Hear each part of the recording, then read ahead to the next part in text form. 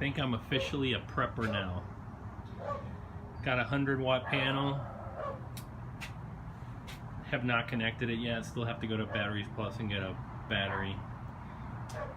My system that I had planned for the water to automatically replenish the reservoirs did not work. So instead, I bought a float valve that automatically shuts off after the water level hits a certain height, which seems to work. Bought 4 more to put in the rest. You need to check the nutrients, but everything looks pretty good.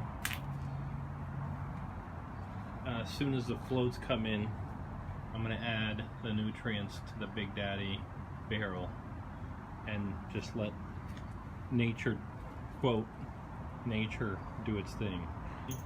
A lot of people insulate the reservoirs because the water can't get above a certain temperature that harms the plants. So I was getting groceries from Amazon, and this is what the groceries come in, which is perfectly insulated aluminum that fit.